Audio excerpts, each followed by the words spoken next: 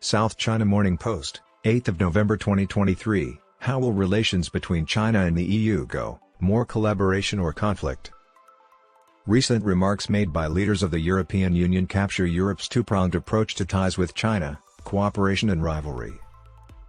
According to EU Ambassador to China Jorge Toledo, Sino-European ties in 2024 will be characterized by cooperation on global concerns, economic dependency, and disputes arising from different security strategies.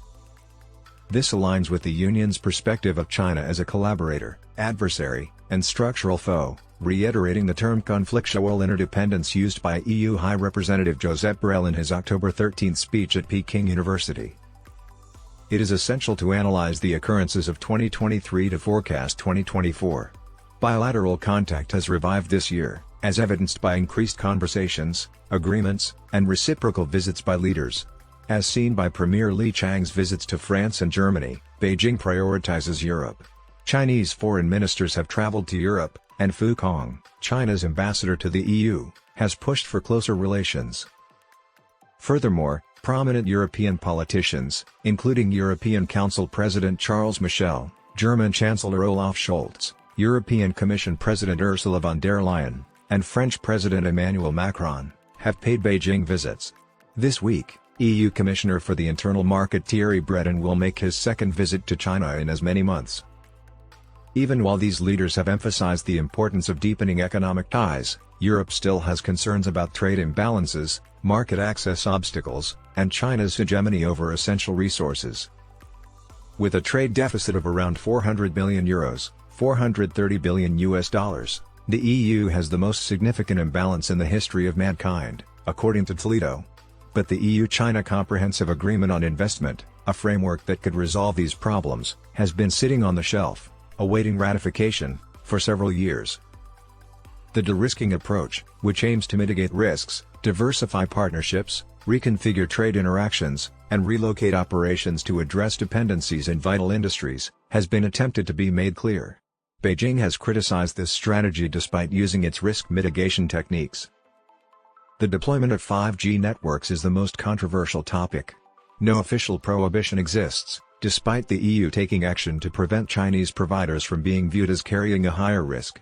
Member states are, therefore, reluctant to take unilateral action against China for fear of reprisals.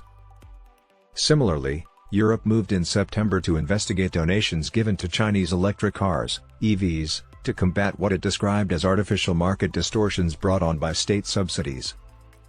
China has indicated its intentions by enacting export restrictions on several vital raw materials required for producing semiconductors and electric vehicles, EVs, including germanium and gallium, in reaction to these coordinated efforts by the West. Economic interdependence will continue to be crucial to EU-China ties despite escalating tensions because these policies are motivated by geopolitical concerns. Maintaining solid relationships, fostering win-win collaboration, and expanding their trade and investment partnership are all priorities for both sides. In tackling global issues like environmental preservation, public health emergencies, and climate change, they might be able to come to some common ground. Nevertheless, the partnership is likely to be tested by the possibility of confrontation resulting from differing security orientations. Regardless, discussions over standards and governance are fueled by debates about human rights, opposing values, and democratic ideals, which support the EU's classification of China as a systemic opponent. On the other hand, China sees Europe not as a geopolitical opponent but as a continuation of the US-EU cooperation.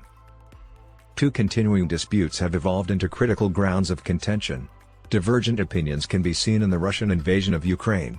Europe backs Ukraine by imposing sanctions on Russia and its authorities, providing asylum to millions of refugees, and advocating for Ukraine internationally. China, on the other hand, has taken a more unclear position. Despite its February proposal for a peace plan, not much has happened since. Its support for Russia is evident in President Xi Jinping's unity with Russian President Vladimir Putin at the recent Belt and Road Forum and in its lack of denunciation of Moscow's actions.